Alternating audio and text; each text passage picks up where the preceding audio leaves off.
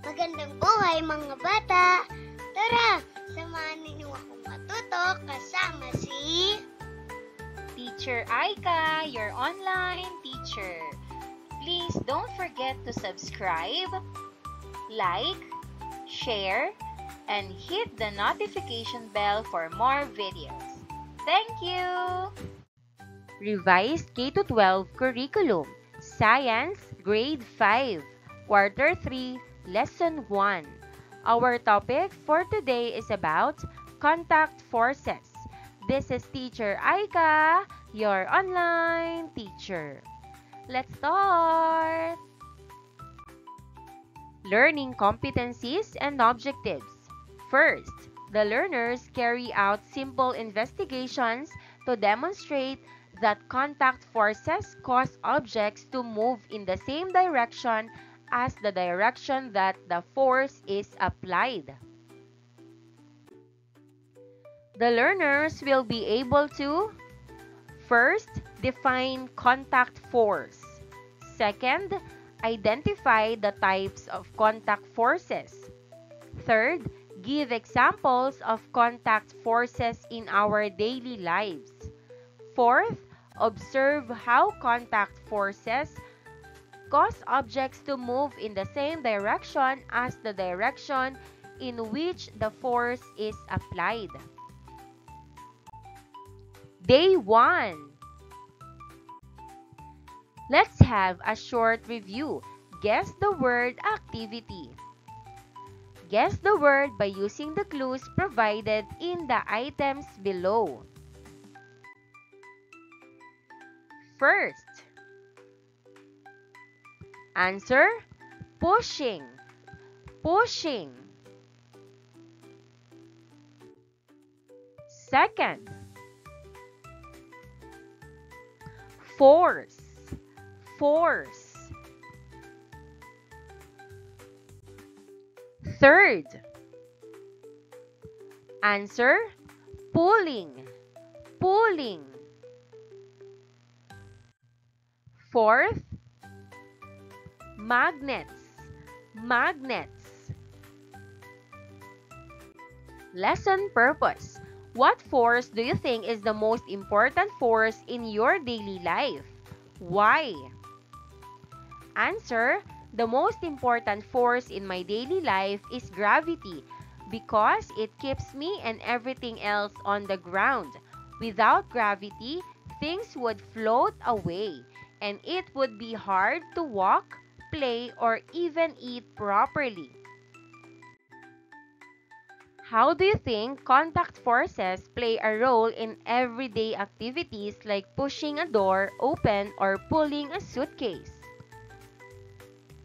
Answer, contact forces are also important in everyday activities. When I push a door open, I use a push force to move it. When I pull my suitcase, I use a pull force to bring it with me. These contact forces help me do simple tasks like carrying things, opening objects, and moving around. Unlocking content area vocabulary. Word wall activity. Today, we will use a word wall to display important keywords for this lesson and future lessons. I will show you some words with their letters jumbled, and your task is to unscramble them to find the correct words. Afterwards, we will talk about what you already know about these words and share your ideas or experiences related to them. First, two objects are touching each other. Answer, contact, contact. Second, when lines are parallel, they run alongside each other without crossing or intersecting. Answer, parallel, parallel.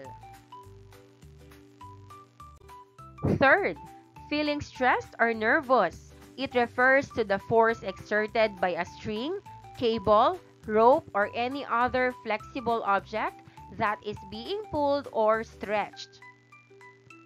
Answer, tension, tension. Fourth, when lines are perpendicular, they cross or intersect each other. Answer, perpendicular, perpendicular. Fourth, common, not extraordinary. In math, normal is a line that is perpendicular to another line. Answer, normal, normal. Subtopic number 1, definition of contact force. Explicitation, coin drop. Before we do the coin drop demonstration, look closely at the setup. A cup covered with an index card and a coin on top. Think carefully and make a prediction. What do you think will happen to the coin when I flick or pull the index card quickly? Will it move with the card or will it fall into the cup? Share your ideas and explain why you think that will happen before we test it and observe the result. Process question. In this demonstration, provide an example of forces applied by two objects that are in contact. Answer. The forces applied by two objects in contact are the coin and the index card. Before the card is flicked, the card pushes up on the coin, and the coin pushes down on the card. Number 2. What effect does the index card have on the coin before it is flicked or pulled? Answer. Before it is flicked or pulled, the index card supports the coin and holds it in place. It stops the coin from falling into the cup because it pushes upward on the coin. Number 3. Can you think of another situation similar to the coin drop demonstration? Answer. A similar situation is when you quickly pull a tablecloth from under plates or cups on a table. The plates or cups stay in place because they don't move right away. Just like the coin falls straight down into the cup when the card is pulled quickly. What do you think are contact forces? Contact force is a force that results when two objects interact physically through direct contact. Contact forces such as pushing or pulling cause objects to move in the same direction as the force applied. What are some examples of contact forces in our daily lives? A. Pushing a door. When you push a door to open or close it, contact forces come into play between your hand and the door. B. Writing with a pen. The contact force between the pen tip and the paper enables you to write and create marks. C. Playing with a ball. Bouncing a ball involves contact forces between your hand and the ball which influence its motion. Guide questions. A. What is a contact force? Answer. A contact force is a type of force that happens when two objects touch each other. The objects must be in contact for the force to act. B. Mention 3 examples of contact forces from the video. First, friction. When two surfaces rub against each other, like when you slide a book on a table. Second, applied force. When you push or pull something like opening a door. Third, air resistance. When air pushes against a moving object, like when you feel the wind while riding a bike. Lesson activity number 1, exploring contact forces. By pair, complete the mind map below in order to come up with a definition of contact force. Write at least 3 keywords related to contact force. Then, answer the following questions. Here's the mind map.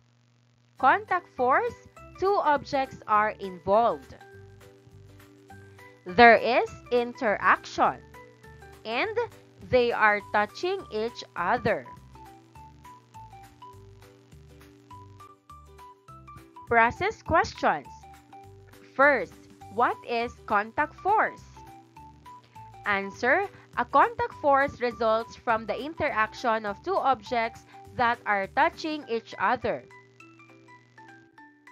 Number 2, give 3 examples of contact forces involved in your task or activities at school.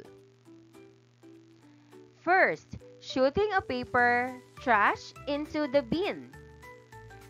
Second, holding a book. Third, folding a paper. Day 2, subtopic number 2, types of contact force. First, applied force. A contact force that is applied to an object by a person or another object. Example, the man applied enough forward force on a shopping cart that caused it to move forward. Number 2, normal or support force. A contact force exerted by a surface perpendicular to an object resting on it to support its weight.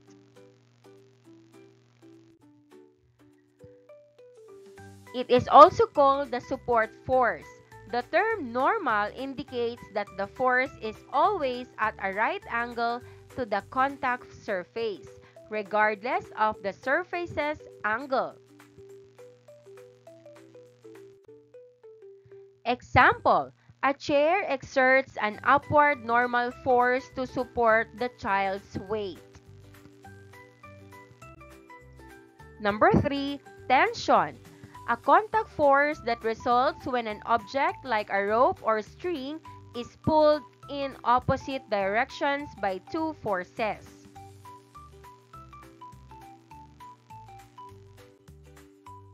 Tension force is the pulling force that an extended rope or cord or any similar material applies to the object to which it is attached. Example, the wire attached to the lamp has tension that supports its weight. Number 4, friction. A contact force that acts opposite to the direction of sliding and is parallel to the surface. This force occurs when 2 surfaces rub against each other and causes objects to slow down or stop.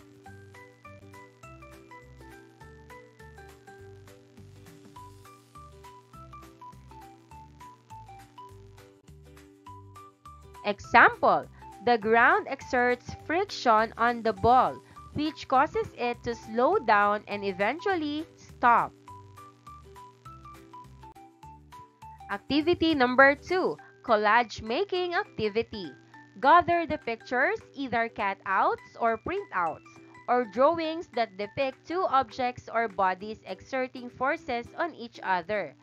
Identify the specific type of contact force shown in each picture. Then, paste their photos onto the bond paper in order to create a collage. Label the force depicted in each picture. The format for their labels should be as follows. Type a contact force. Object A pushes or pulls object. B. For example, if an image shows a boy pushing a door, the label would be applied force Boy pushes the door. B. Please refer to the friction, normal force, tension, and applied force posters posted by your teacher on the board or wall. C. Fill out the table below and respond to the accompanying process questions in their notebooks. Identify 3 situations in the collage that show contact forces in our daily lives. Activity number 2, collage making activity. Situation shown in the collage. On the first column, second column, type of contact force. Process questions. Number 1, which type or types of contact force do you find helpful in your everyday life? Why? Answer, the contact force that I find most helpful in my everyday life is friction. It helps me walk without slipping, hold things without dropping them, and stop my bike when I use the brakes. Without friction, everything would slide around and it would be hard to move safely. Number 2, why is it important for students like you to identify the different kinds of contact forces in your daily activities? Answer, it is important for students like me to identify the different kinds of contact forces because it helps us understand how things move and work. By knowing about these forces, we can use them safely and wisely in our daily activities, like playing sports, riding bikes, or even just carrying our school bags. Lesson activity number 3, station rotation contact forces.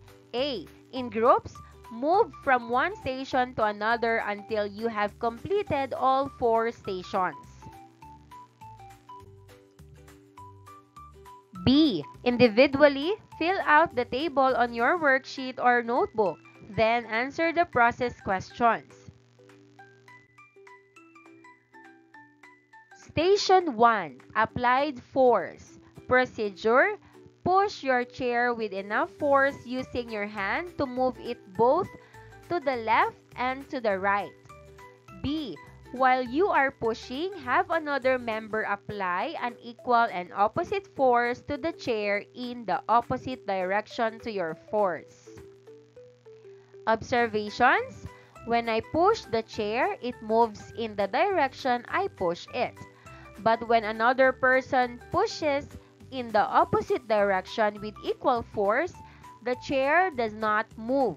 This shows that applied forces can make things move or stop when forces are balanced. Second, normal or support force. Procedure, do the coin drop. Start by covering the mouth of a transparent container, such as a cup or beaker, with an index card. Make sure that the index card is centered on the mouth of the container. Then, place a coin in the center of the index card. Flick or pull the index card quickly so that the coin falls into the cup. Observations: the index card supports the coin at first.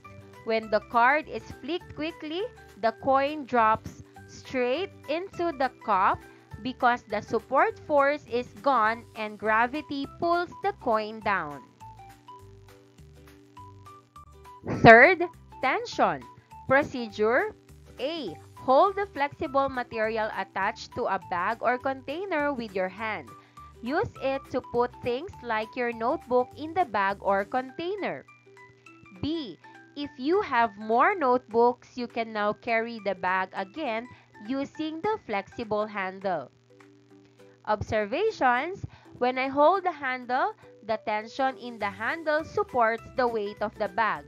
The more notebooks I put inside, the tighter or more stretched the handle feels because the tension increases.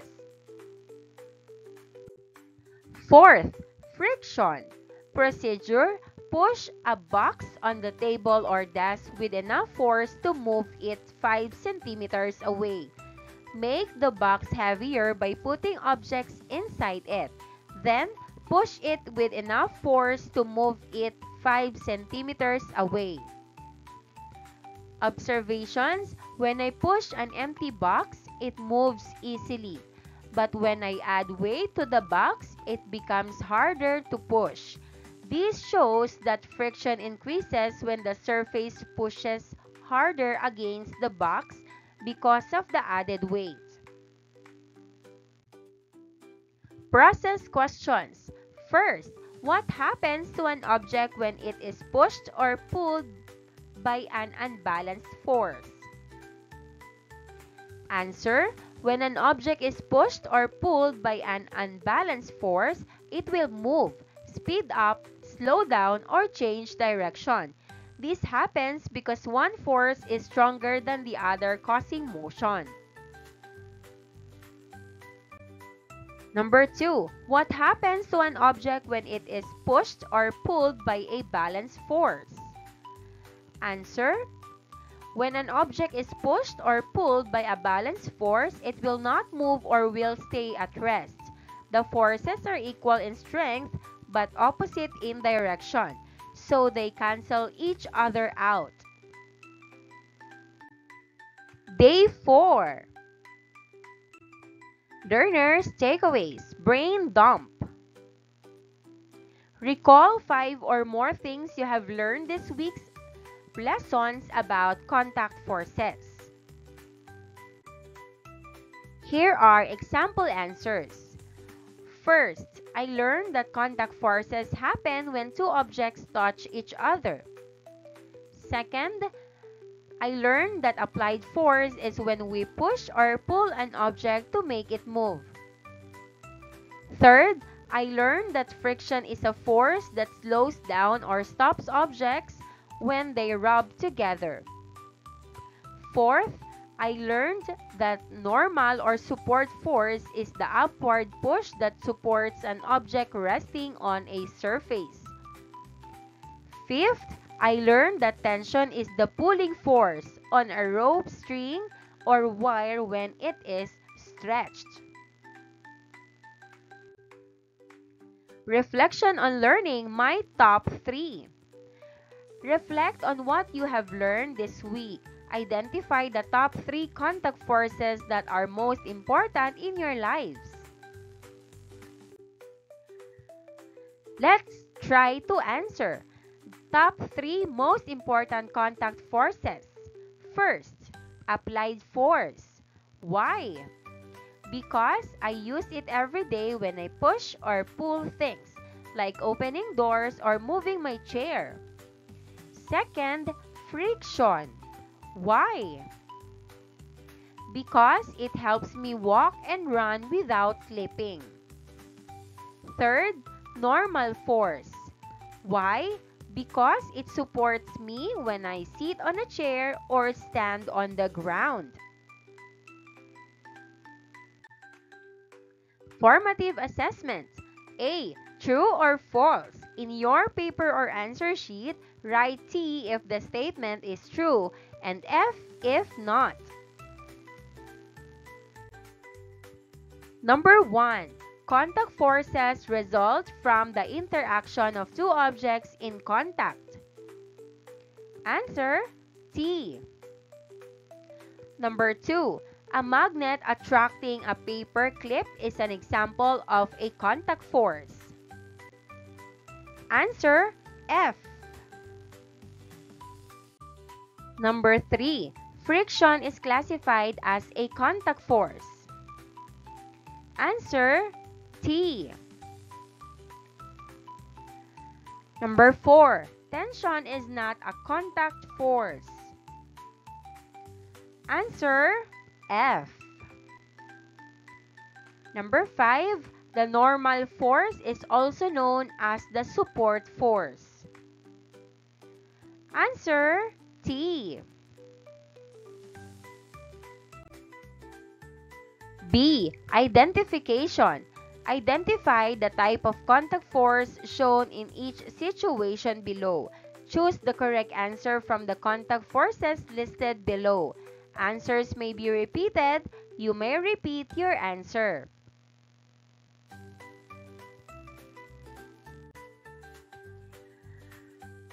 Here are the choices. A. Applied force. B. Friction. C. Tension. D. Normal force. Situation number 1. A girl sweeps leaves off the ground.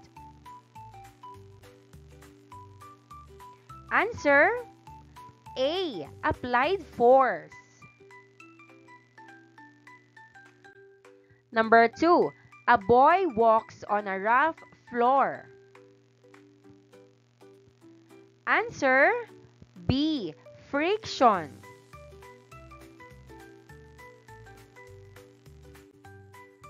Number 3. A swing is supported by a large rope that is tied to a tree branch. Answer C. Tension. Number 4. Two teams of 5th grade students are engaged in a tug-of-war match, pulling on a rope. Answer C. Tension. Number 5. The table supports the canteen food. Answer D. Normal force. Maraming salamat sa panonood. Huwag kalimutang i-like at mag-subscribe para sa higit pang educational content. I-click ang bell icon para ma-update ka sa ating mga bagong video. Salamat!